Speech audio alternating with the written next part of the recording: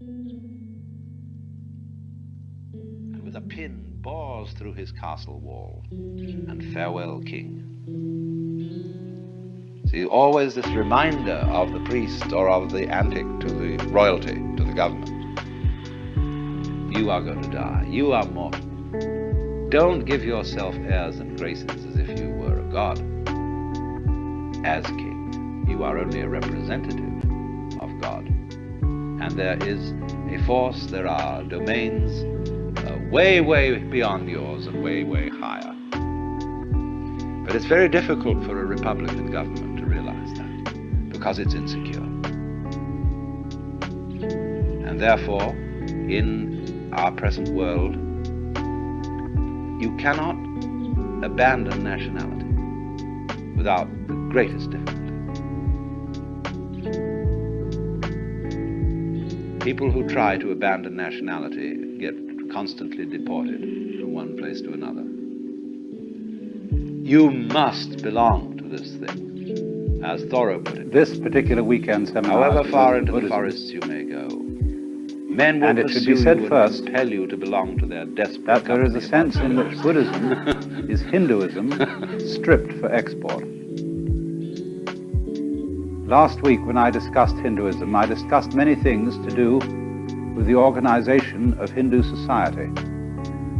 Because Hinduism is not merely what we call a religion, it's a whole culture.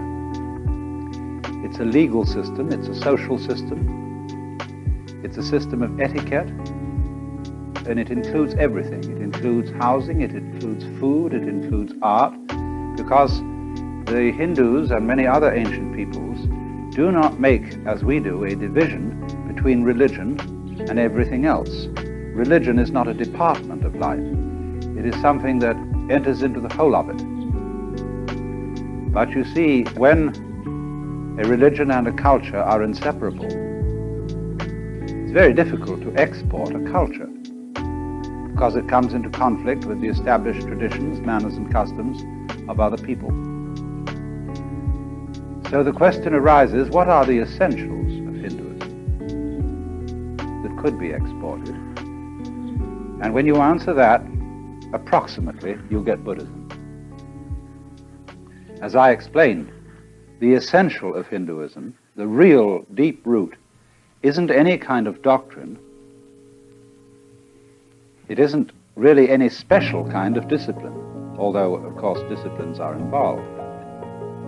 The center of Hinduism is an experience called moksha, liberation, in which, through the dissipation of the illusion that each man and each woman is a separate thing in a world consisting of nothing but a collection of separate things, you discover that you are on one level an illusion, but on another level you are what they call the self, the one self, which is all that there is. The universe is the game of the self, which plays hide and seek forever and ever. When it plays hide, it plays it so well, hides so cleverly, that it pretends to be all of us and all things whatsoever, and we don't know it because it's playing hide. But when it plays seek, it enters onto a path of yoga, and through following this path, it wakes up, and the scales fall from one's eyes. Now, in just the same way, the center of Buddhism, the only really important thing about Buddhism is the experience which they call awakening. Buddha is a title and not a proper name. It comes from a Sanskrit root, Bud, and that sometimes means to know, but better, waking. And so you get from this root bodhi, that is the state of being awakened. And so Buddha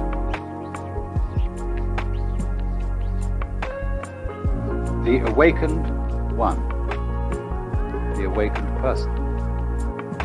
And so there can, of course, in Buddhist ideas, be very many Buddhas. The person called the Buddha is only one of myriads, because they, like the Hindus, are quite sure that our world is only one among billions, and that Buddhas come and go in all the worlds. But sometimes, you see, there comes into the world what you might call a big Buddha, a very important one. And such a one is said to have been Gautama, the son of a prince living in northern India, in the part of the world we now call Nepal, living shortly after 600 BC. All dates in Indian history are vague, and so I never tried to get you to remember any precise date, like 564, which some people think it was. But just after 600 BC is probably right.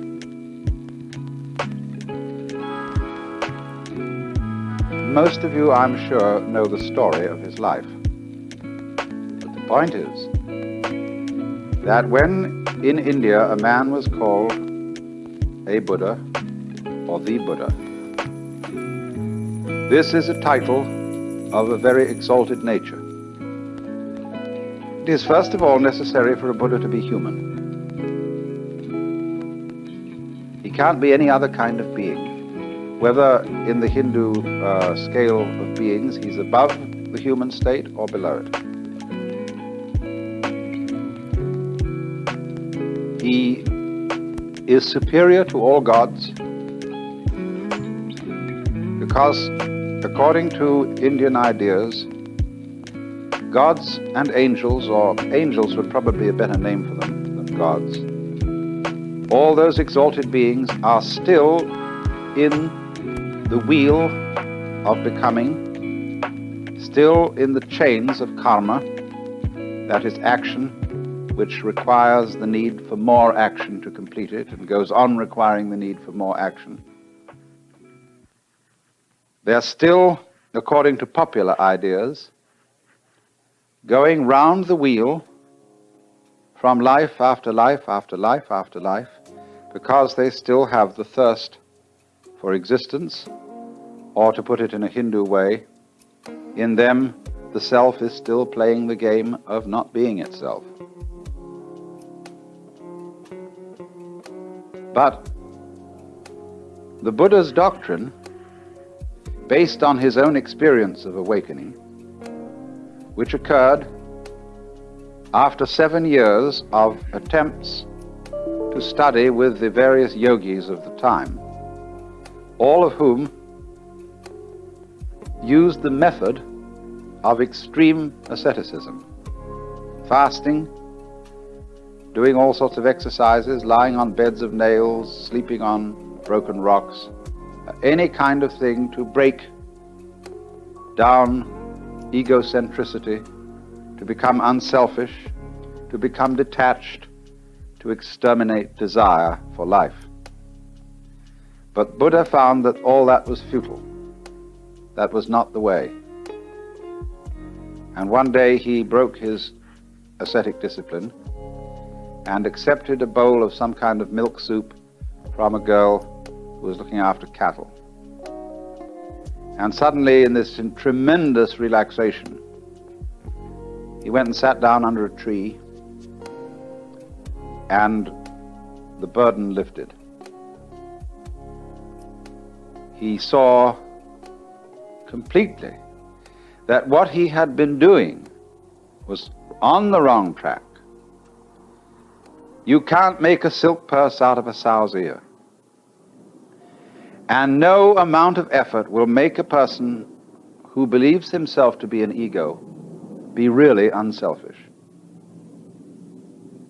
So long as you think and feel that you are a somewhat contained in your bag of skin, and that's all, there is no way whatsoever of your behaving unselfishly. Oh yes, you can imitate unselfishness. You can go through all sorts of highly refined forms of selfishness, but you're still tied to the wheel of becoming by the golden chains of your good deeds, as the obviously bad people are tied to it by the iron chains of their misbehaviors.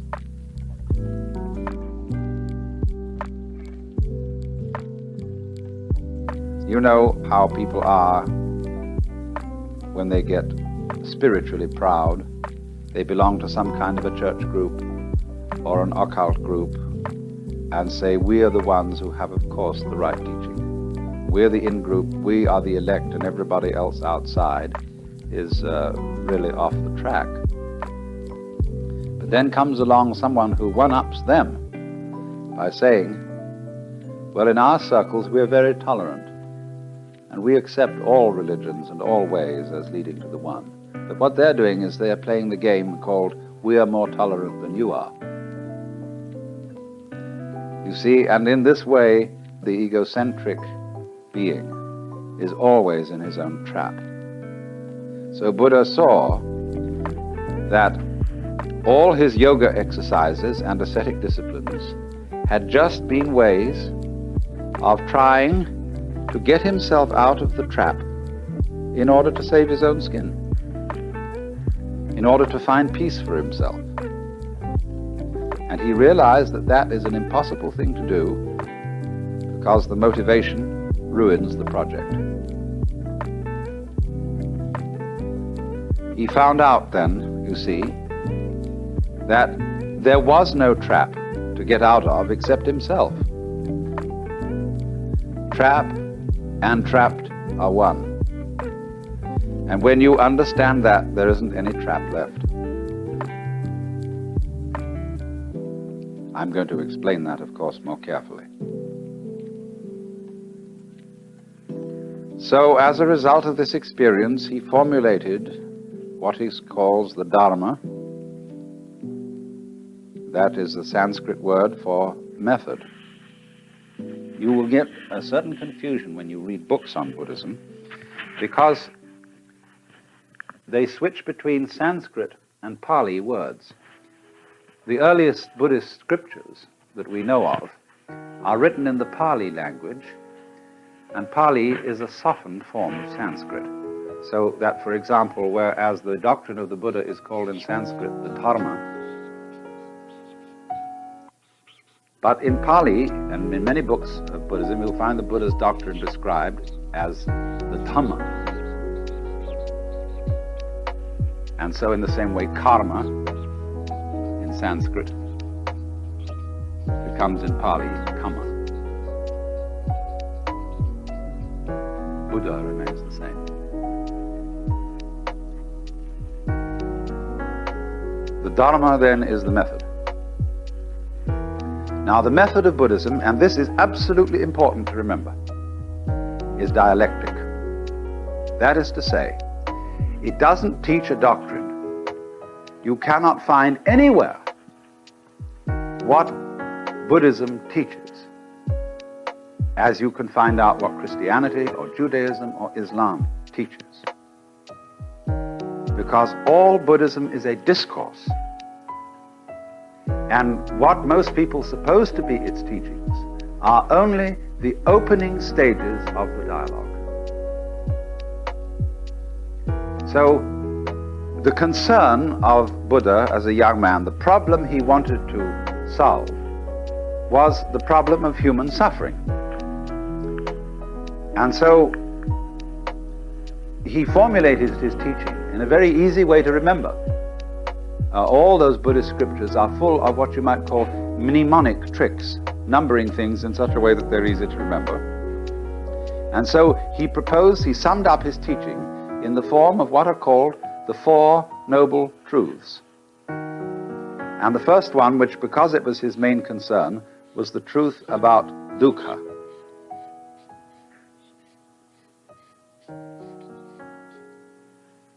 Dukkha, suffering, pain, frustration, chronic dis-ease.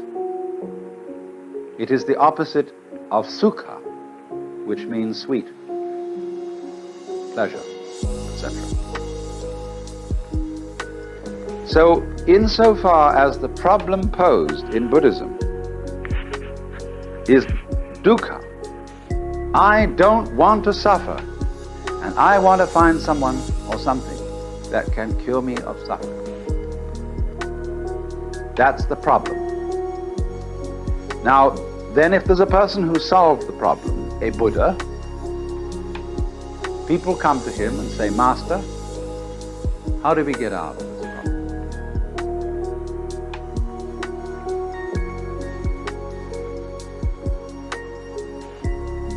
So what he does is to propose certain things. First of all, he points out that with dukkha go two other things. These are respectively called anitya, and anatman. Anitya means nitya means permanent. So impermanence, flux, change is characteristic of everything whatsoever.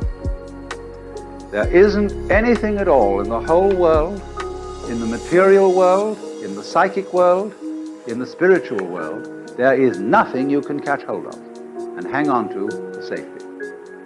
Nothing. Not only is there nothing you can hang on to, but by the teaching of anatman, there is no you to hang on to it. In other words, all clinging to life is an illusory hand grasping at smoke. If you can get that into your head and see that that is so, nobody needs to tell you that you ought not to grasp, because you see you can't. See, Buddhism is not essentially moralistic. The moralist is the person who tells people that they ought to be unselfish when they still feel like egos. And his efforts are always and invariably futile. Because what happens is he simply sweeps the dust under the carpet and comes back again somehow. But in this case, it involves a complete realization that this is the case. So that's what the teacher puts across to begin with.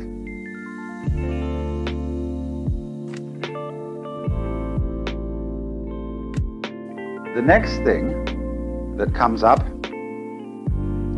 the second of the Noble Truths, is about the cause of suffering. And this in Sanskrit is called Trishna.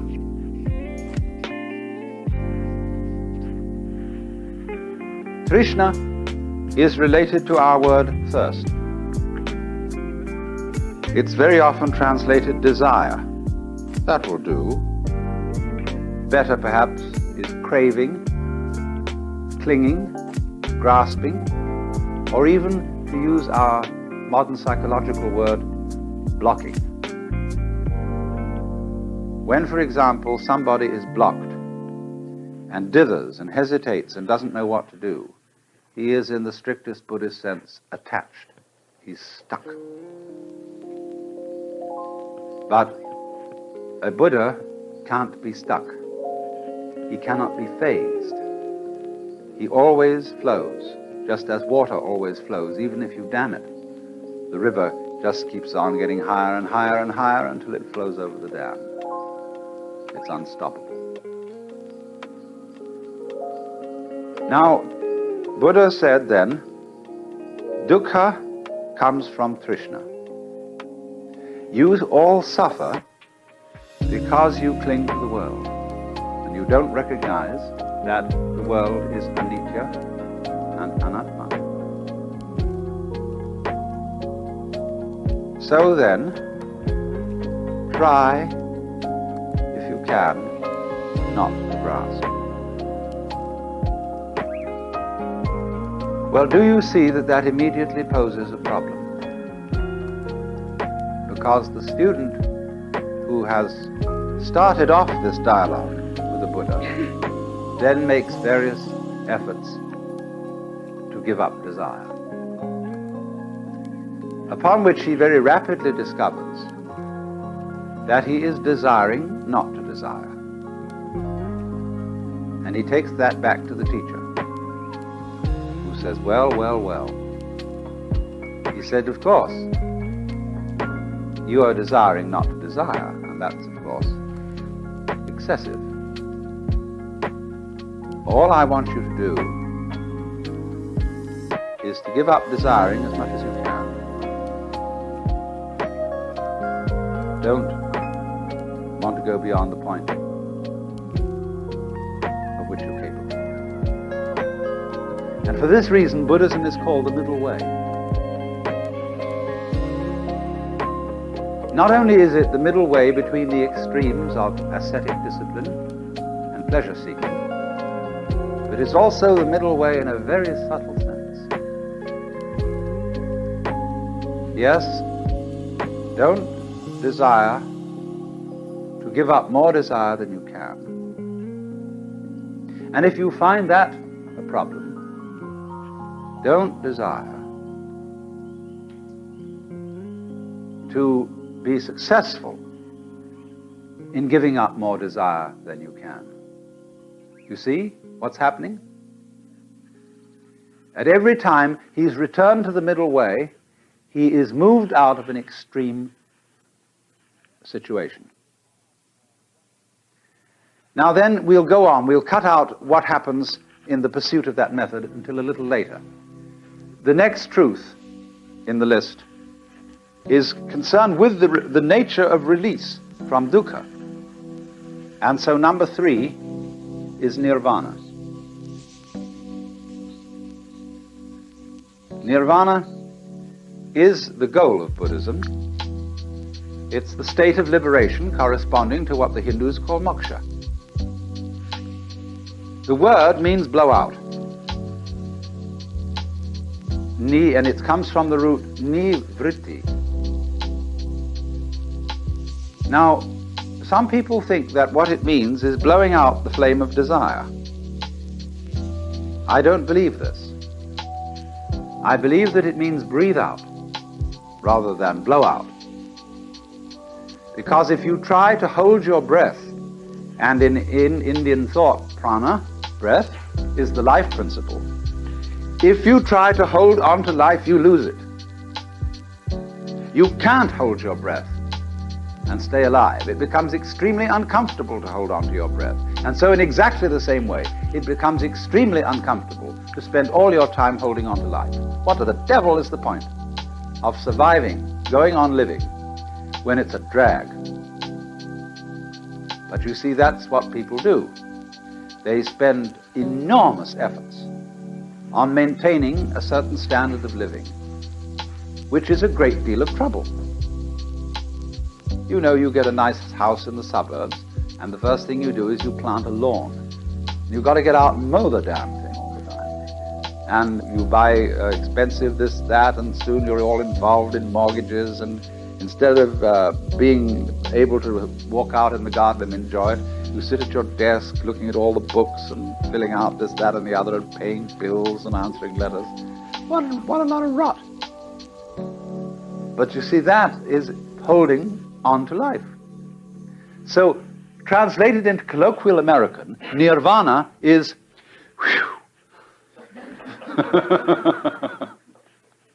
because if you let your breath go, it'll come back. So, nirvana is not annihilation. It's not disappearance into a sort of undifferentiated void. Nirvana is the state of being let go. It is a state of consciousness and a state of, you might call it, being, here and now, in this life. We now come to the most complicated of all. Number 4, marga. Marga in Sanskrit means path. And the Buddha taught an 8-fold path for the realization of Nirvana. This always reminds me of a story about Dr. Suzuki, who is a very, very great Buddhist scholar. And many years ago, he was giving a fundamental lecture on Buddhism at the University of Hawaii. And he'd been going through these 4 truths. And he said, fourth noble truth is called a noble 8-fold path. First step of noble 8-fold path called shoken. Shoken Japanese mean right view. Or Buddhism fundamentally is right view, right way of viewing this world. Second step of Noble Eightfold Path is, I forget second step, you look it up in the book.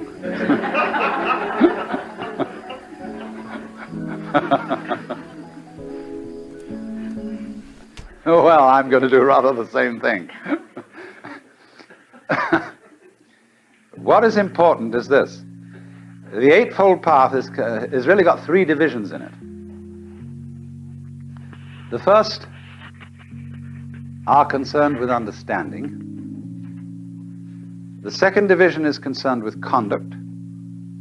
And the third division is concerned with meditation. And every step in the path is preceded by the Sanskrit word samyak, in which sam is the key word. In Pali, samma. And so the first step, samyak drishti, which means, drishti means a view, a way of looking at things, a vision, an attitude, something like that. But this word samyak is in ordinary texts on Buddhism almost invariably translated right. This is a very bad translation. It does, of course, the word is used in certain contexts in Sanskrit to mean right, correct. But it has other and wider meanings. Sam means, like our word sum, which is derived from it, complete, total, all-embracing. It also has the meaning of middle wade, representing, as it were, the fulcrum, the center, the point of balance in a totality. Middle wade way of looking at things. Middle wade way of understanding the Dharma. Middle wade way of speech, of conduct, of livelihood, and so on. Now, this is particularly cogent when it comes to Buddhist ideas of behavior. Every Buddhist in all the world, practically, as a layman, if he's not a monk, undertakes what are called Panchasila, the 5 good conducts. Sila, S-I-L-A, is sometimes translated precept. But it's not a precept because it's not a commandment. The formula, when Buddhists, these priests say chant the precepts, Panatipata veramani sikapadam samadhyami. And that means, Panatipata, Pana is in Pali, this thing. Prana, life. Tipata, taking away. I promise to abstain from. So the first is that one undertakes not to destroy life. Second, not to take what is not given. Third, this is usually translated, not to commit adultery. It doesn't say anything of the kind. In Sanskrit, kamesu mityahara. Dharamani sikapadam samadhyami. Kamesu mityahara means I undertake the precept to abstain from exploiting my passions. Buddhism has no doctrine about adultery. You may have as many wives as you like. But the point is this. When you're feeling blue and bored, it's not a good idea to have a drink, because you may become dependent on alcohol whenever you feel unhappy. So in the same way, when you're feeling blue and bored, it's not a good idea to say, let's go out and get some chicks and have some sex fun. That's exploiting the passions. But it's not exploiting the passions, you see. When drinking, say, expresses the conviviality and friendship of a group sitting round the dinner table, or when sex expresses the spontaneous delight of two people in each other. Then the fourth precept, musavada, to abstain from false speech. This doesn't simply mean lying. It means abusing people. It means using speech in a phony way, like saying, all niggers are thus and so, or the attitude of America to this situation is thus and thus. You see, that's phony kind of talking. Anybody who studies general semantics will be helped in avoiding musavada, false speech. The final precept is a very complicated one, and nobody's quite sure exactly what it means. It mentions 3 kinds of drugs and drinks: sura, merya, majja, pamadatana. We don't know what they are. But at any rate, it's generally classed as narcotics and liquors. Now, there are 2 ways of translating this precept. One says to abstain from narcotics and liquors. The other liberal translation, favored by the great scholar Dr. Malalasekara, is I abstain from being intoxicated by these things. So if you drink and don't get intoxicated, it's okay. You see? You don't have to be a teetotaler to be a Buddhist. This is especially true in Japan and China. My goodness, how they throw it down.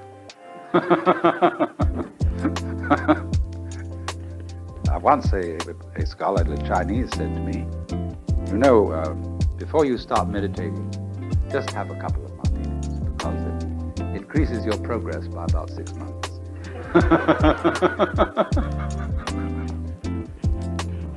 Well, now you see, these are, as I say, they are not commandments, they're vows. Buddhism has in it no idea of there being a moral law laid down by some kind of cosmic lawgiver. And the reason why these precepts are undertaken is not for a sentimental reason. It is not that you're going to make you into a good person. It is that for anybody interested in the experiments necessary for liberation, these ways of life are expedient. First of all, if you go around killing, you're going to make enemies. And you're going to have to spend a lot of time defending yourself. which will distract you from your yoga. If you go around stealing, likewise, you're going to acquire a heap of stuff, and you're going to, again, make enemies. If you exploit your passions, you're going to get a big thrill, but it doesn't last. When you begin to get older, you realize, well, that was fun while we had it, but I haven't really learned very much from it.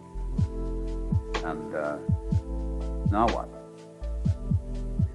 Same with speech.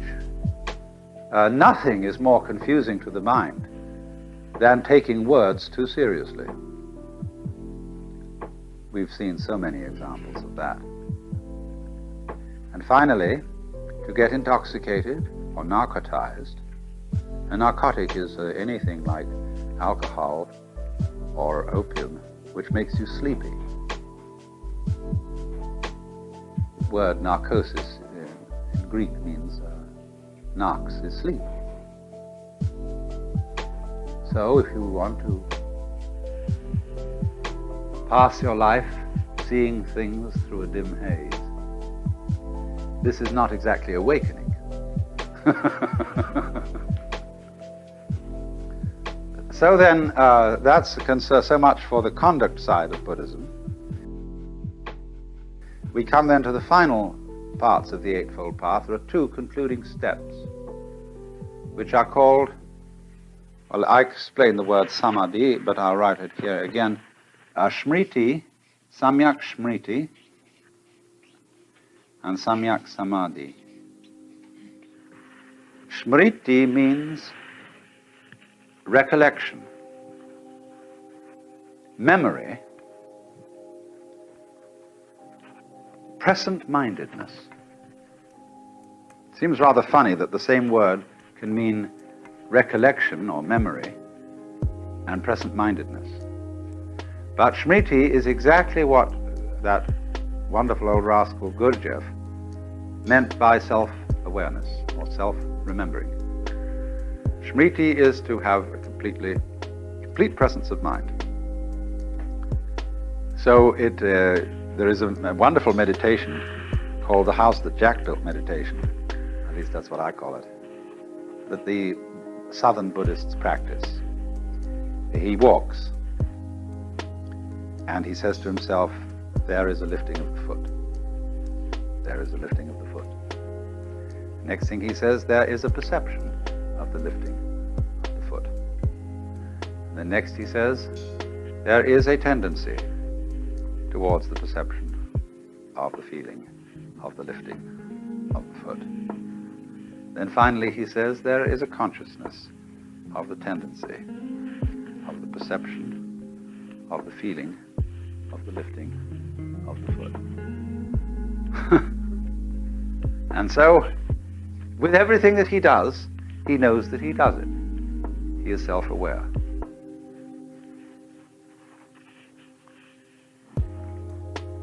This is tricky. Of course, it's not easy to do. But as you practice this, I'm going to let the cat out of the bag, which I suppose I shouldn't do. But you will find that there are so many things to be aware of at any given moment in what you're doing that at best you only ever pick out one or two of them. That's the first thing you'll find out. Ordinary conscious awareness is seeing the world with blinkers on. As we say, you can think only of one thing at a time. That's because ordinary consciousness is narrowed consciousness. That's being narrow-minded in the true sense of the word. Looking at things that way. Then you find out that, as in the course of going around, being aware of what you're doing all the time, what are you doing when you remember? Or when you think about the future? I am aware that I am remembering. I am aware that I am thinking about the future. But you see, what eventually happens is you discover that there isn't any way of being absent-minded. all thoughts are in the present and of the present. And when you discover that, you approach samadhi. Samadhi is the complete state, the fulfilled state of mind. And you will find many, many different ideas among the sects of Buddhists and Hindus as to what samadhi is. Some people call it a trance. Some people call it a state of consciousness without anything in it, knowing with no object of knowledge. Some people say that it is the unification of the knower and the known. All these are varying opinions. I had a friend who was a Zen master, and he used to talk about samadhi. And he said a very fine example of samadhi is a fine horse rider. When you watch a good cowboy, he is one being with the horse. So an excellent driver in a car makes the car his own body, and he absolutely is with it. So also a fine pair of dancers. They don't have to shove each other to get one to do what the other wants him or her to do. They have a way of understanding each other, of moving together as if they were Siamese twins. That's samadhi on the physical, ordinary, everyday level. The samadhi of which Buddha speaks is the state which is, as it were, the gateway to Nirvana, the state in which the illusion of the ego as a separate thing disintegrates. Now, when we get to that point in Buddhism, Buddhists do a funny thing, which is going to occupy our attention for a good deal of this seminar. They don't fall down and worship.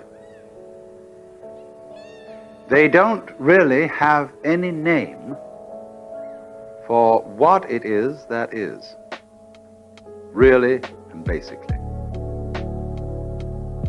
The idea of anatman, non-self, is applied in Buddhism not only to the individual ego, but also to the notion that there is a self of the universe, a kind of impersonal or personal God.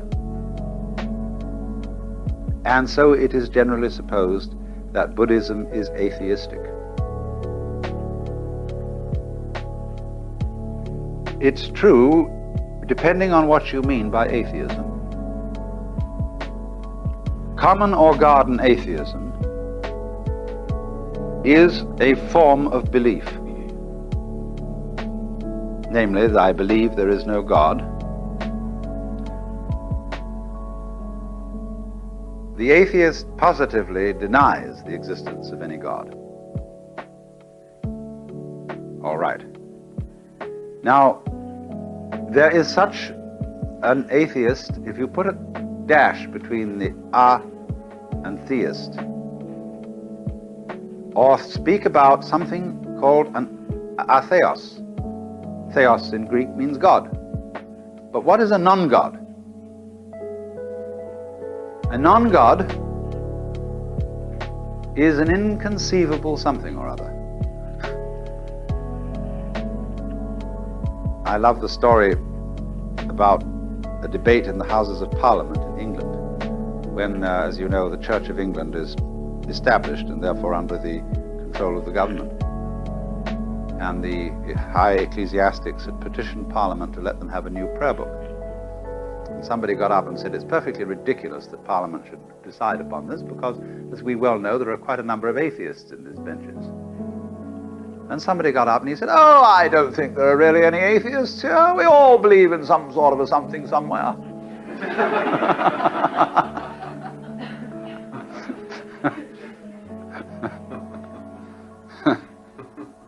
Now, again, of course, It isn't that some Buddhism believes in some sort of a something somewhere, and that is to say, in vagueness.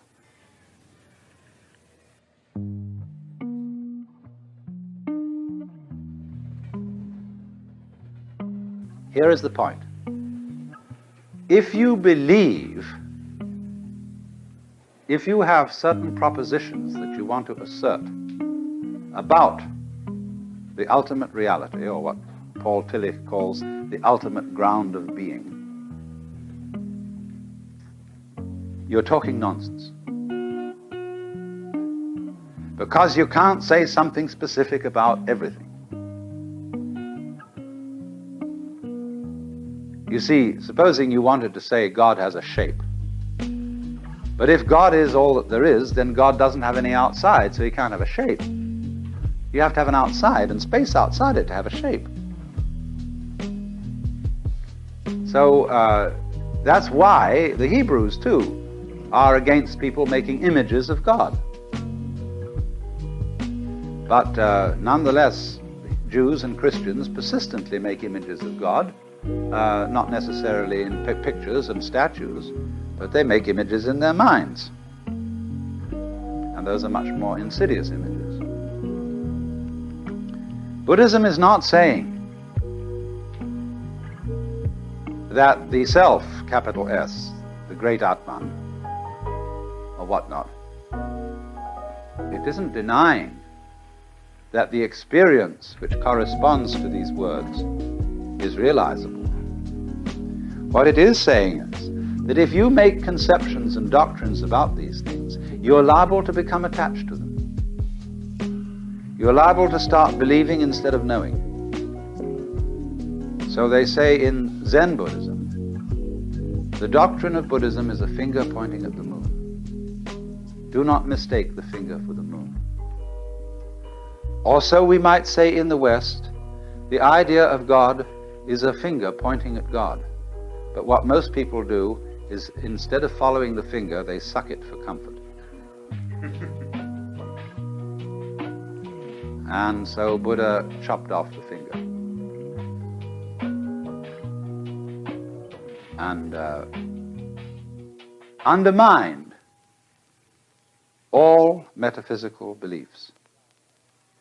There are many, many dialogues in the Pali scriptures where people try to corner the Buddha into a metaphysical position.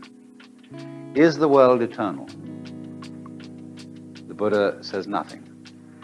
Is the world not eternal? And he answers nothing. Is the world both eternal and not eternal? And he don't say nothing. Is the world neither eternal nor not eternal? And still he don't say nothing. He maintains what is called the noble silence, sometimes later called the thunderous silence. Because this silence, this metaphysical silence, is not a void. It is very powerful. This silence is the open window through which you can see, not concepts, not ideas, not beliefs, but the very goods. But if you say what it is that you see, you erect an image and an idol and you misdirect it. It's better to destroy people's beliefs than to give them beliefs. I know it hurts, but it is the way. That is what cracks the eggshell and lets out the chick. Of course, if you want to stay in the eggshell, you can, but you'll get addled.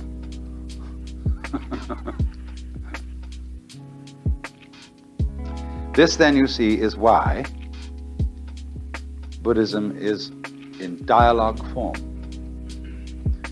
The truth cannot be told. It can be suggested, it can be indicated. And a method of interchange between teacher and student can be arranged whereby the teacher constantly pricks the student's bubbles. And that's what it's all about. And because that's the way it is, we find that in the course of history, Buddhism keeps changing. It develops, it grows. As people make all these explorations that the original Buddha suggested, They find out all kinds of new things. They explore the mind. They find out all the tricks of the mind. They find out ever so many things. And they begin to teach these things, talk about them. And some people influenced by, in modern Asia, influenced by Protestantism, say, let's go back to the simple original teachings of the Buddha. You got people say, let's get back to the simple teachings of Jesus. Well, the simple teachings of Jesus are as lost can get.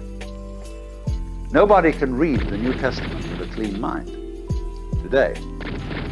Because whenever you look at the Bible, don't you hear some preacher's voice in your childhood reading those words? Hasn't your culture taught you to interpret these words in certain ways? You can't get back. And nobody can get back to Buddha. You can only go on to Buddha. So that's why in Zen they just burn the books up. I mean occasionally. Because to burn up books, you've got to have some books to burn up. But when, you can say that the teaching of the founder is the thing. This is terrible. It's like the oak suddenly saying one day, hey, we oughtn't to have all these leaves around here. We ought to be just that simple little acorn.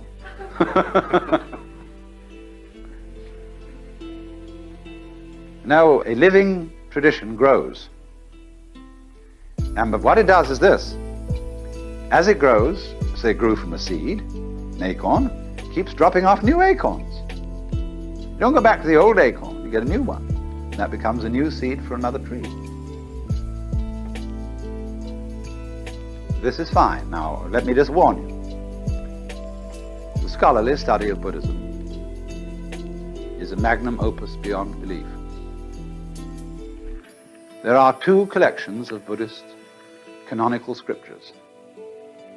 One is in Pali. The other was originally in Sanskrit, but we don't have a complete collection of it in Sanskrit. We have these collections in Tibetan and Chinese. Bigger than the Encyclopedia Britannica, as a matter of fact. So it's a formidable enterprise to get into the Buddhist scriptures, and what's more, most of them are unbelievably boring. They were written by monks with plenty of time to pass on wet afternoons during the monsoon. And they repeat, and they elaborate, and they are full of kind of preparatory. You know how in the silly trick in radio they have of giving a fanfare to introduce the program. So in the same way, these scriptures have fanfares in which all sorts of Buddhas are introduced, and these beings, and they're all described, and where they were assembled, and how many of them there were, and where they were sitting, and what kind of bows they made, and all this jazz. And then finally a few pearls of wisdom are dropped by the Buddha, or else they sometimes go on pages and pages of actually very, very subtle and very profound discourse that is not dull if you have a penchant for that kind of thing. But I warn you, don't try too hard to read the Buddhist scriptures. It's all right to read the Dhammapada, which are sayings of the Buddha. It's all right to read the Diamond Sutra. It's all right even to read the Surangama Sutra or the Lankavatara. But when you get mixed up with the larger Prajnaparamita and all those things, you're in deep water. So you see, from time to time, Buddhists get tired of those scriptures. Actually, they keep them in a revolving bookcase in some monasteries. Think about so high, so wide, and revolving.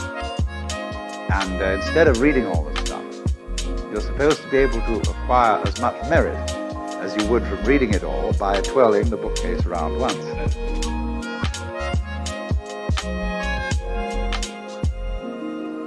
In Zen monasteries, they have an annual ceremony for reading the scriptures, but they are printed like an accordion. In other words, the pages are connected to each other zigzag, and then they have board on the back and the front, so that you can pick one up and go like that, you know? Like a slinky. moves. And so each monk is assigned a pile of the volumes. This happens once a year.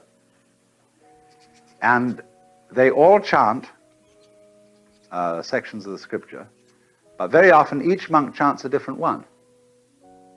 And while they're doing this, they pick up a volume and go click and put it down on the other side. Pick up the next one, click. And this is the annual reading of the scriptures. There's a wonderful picture of this being done in Suzuki's book, The Training of the Zen Buddhist Monk. So you see, Buddhists are funny about scriptures. They don't treat them the way Christians treat the Bible.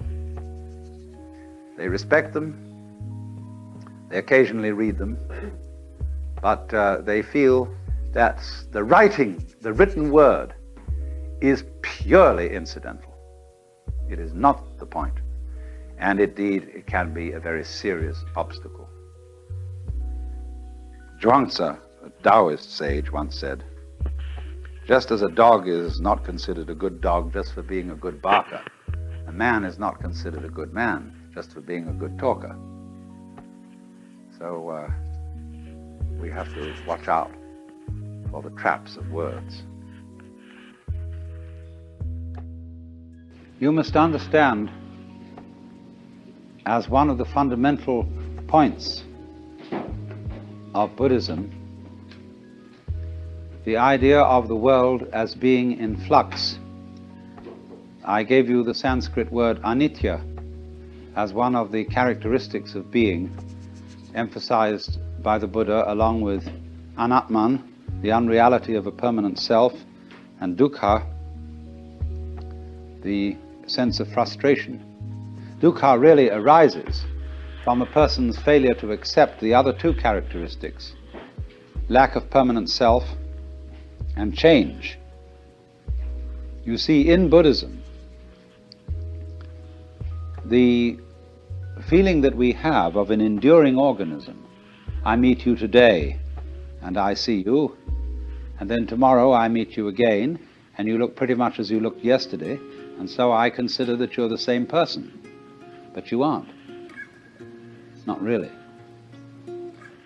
When I watch a whirlpool in a stream, here's the stream flowing along, and there's always a whirlpool, like the one at Niagara. But that whirlpool never really holds any water. The water is all the time rushing through it.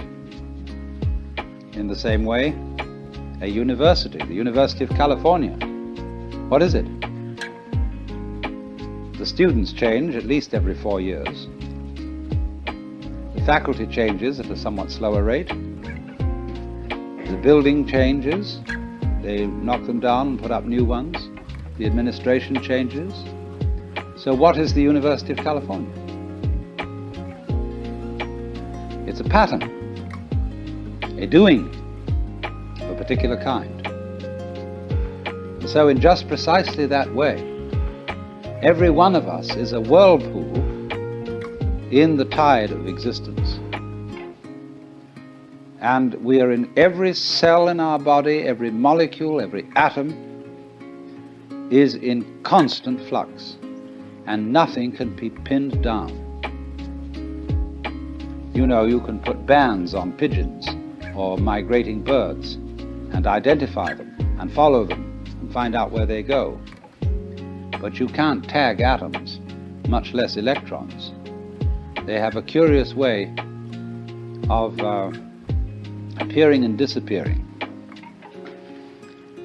And one of the great puzzles is, in physics, what are electrons doing when we're not looking at them?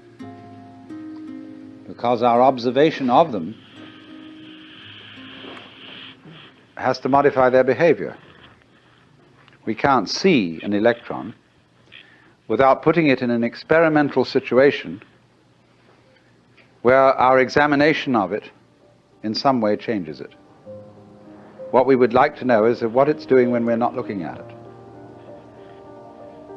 Does the light in the refrigerator really go off when we close the door? But this is fundamental, you see, to Buddhistic philosophy, the philosophy of change. From one point of view, change is just too bad. Everything flows away. And there's a kind of sadness in that, a kind of nostalgia, and there may be even a rage. Go not gently into that good night, but rage, rage at the dying of the light. But there's something curious. There can be a very fundamental change in one's attitude to the question of the world as fading. On the one hand, resentment, and on the other, delight. If you resist change, of course you must to some extent. When you meet another person, you don't want to be thoroughly rejected, but you love to feel a little resistance. Don't you? You know, you have a beautiful girl and you touch her. You don't want her to go blah.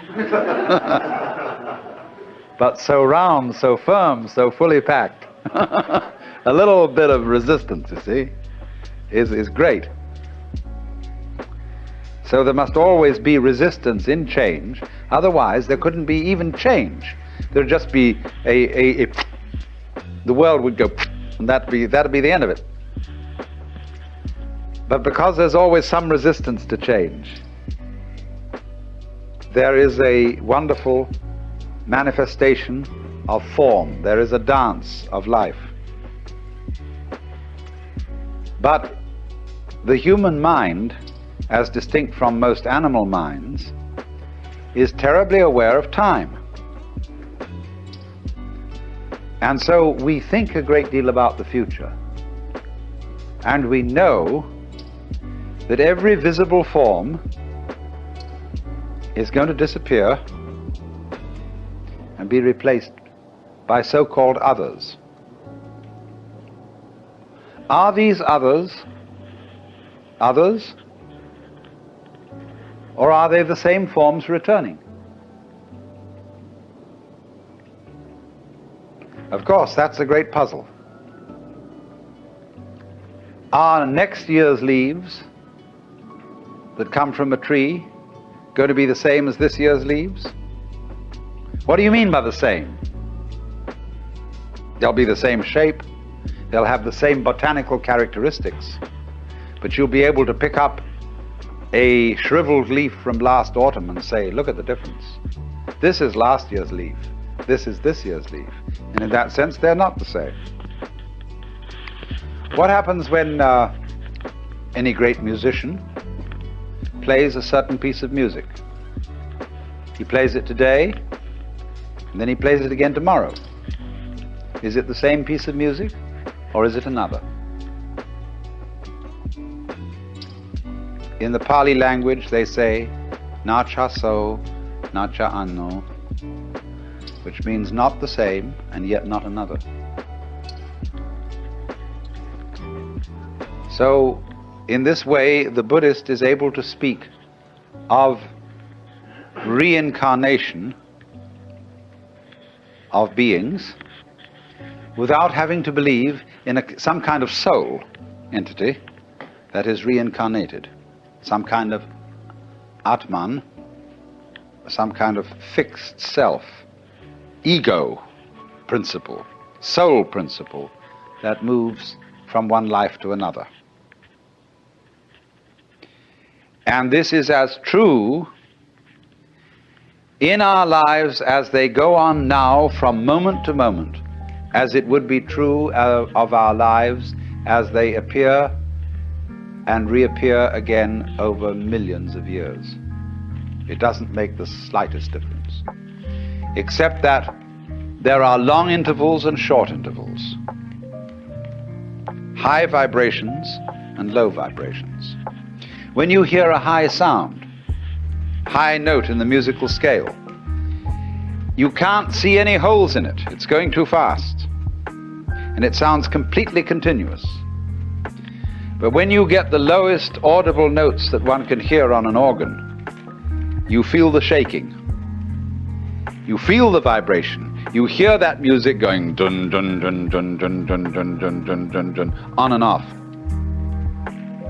So in the same way, as we live now from day to day, we experience ourselves living at a high rate of vibration, and we appear to be continuous, although there is the rhythm of waking and sleeping.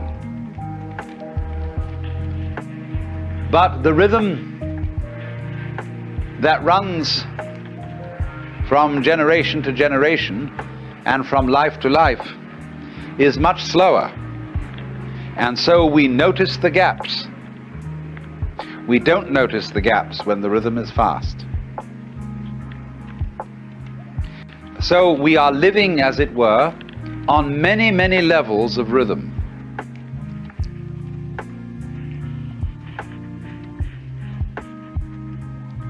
This is the nature of change. If you resist it, you have dukkha, you have frustration and suffering. But on the other hand, if you understand change, you don't cling to it, and you let it flow,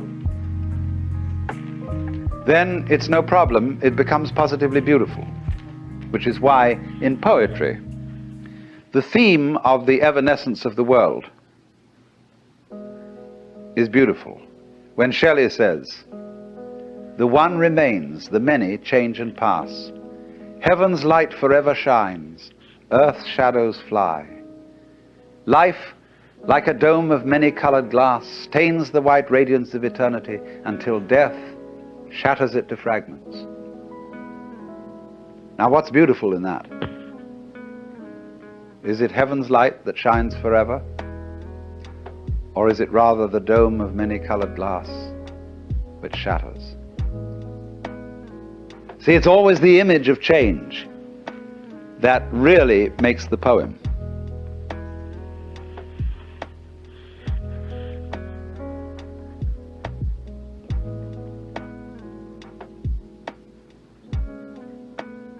Tomorrow and tomorrow and tomorrow creeps on life's petty pace from day to day. Somehow, you know, the poet has got the intuition. The fact that things are always running out, that things are always disappearing, has some hidden marvel in it. The Japanese have a word, yugen, Y-U-G-E-N, which has no English equivalent whatsoever. And yugen is, in a way, digging change. It's described poetically. You have the feeling of yugen when you see out in the distant water some ships hidden behind a far-off island. You have the feeling of yugen when you watch wild geese suddenly seen and then lost in the clouds. You have the feeling of yugen when you look across Mount Tamalpais and you've never been to the other side and you see the sky beyond. You don't go over there to look and see what's on the other side. That wouldn't be yugen. You let the other side be the other side. And it evokes something in your imagination, but you don't attempt to define it, to pin it down. Yugen. So in the same way, the coming and going of things in the world is marvelous.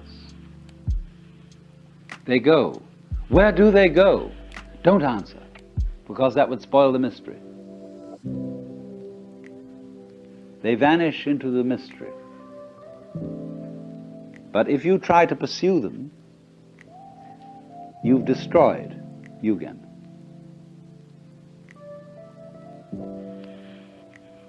It's a very curious thing, but that idea of yugen, which in Chinese characters means as it were, a kind of the deep mystery of the valley. There's a poem in Chinese which says, "The wind drops, but the petals keep falling. The bird calls, and the mountain becomes more mysterious." Isn't that strange? There's no wind anymore, and yet petals are dropping. And a bird in the canyon cries. And that one sound in the mountains brings out the silence with a wallop. Like I remember when I was almost a child in the Pyrenees, in the southwest of France, we went way up in this gorgeous silence of the mountains. But in the distance we could hear the bells on the cows clanking. And somehow those tiny sounds brought out the silence. And so in the same way, slight permanences bring out change.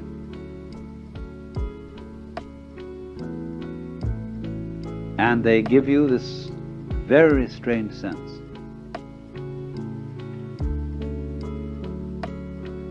You again, the mystery of change. You know, in Eliot's poem, The Four Quartets, where he says, the dark, dark, dark, they all go into the dark. Distinguished families, members of the book of the director of directors, everybody, they all go into the dark.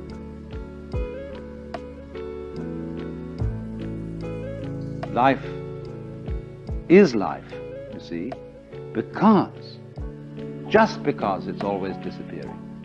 Supposing suddenly, by some kind of diabolical magic, I could say zit, and every one of you would stay the same age forever. You'd be like Madame Tussauds waxworks.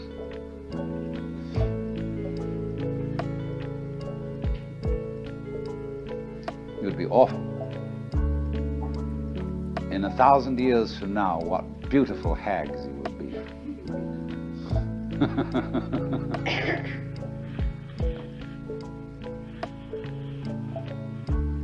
So,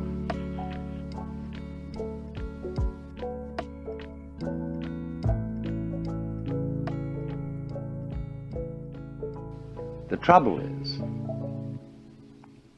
that we have one-sided minds. And we notice the wave of life when it is at its peak or crest.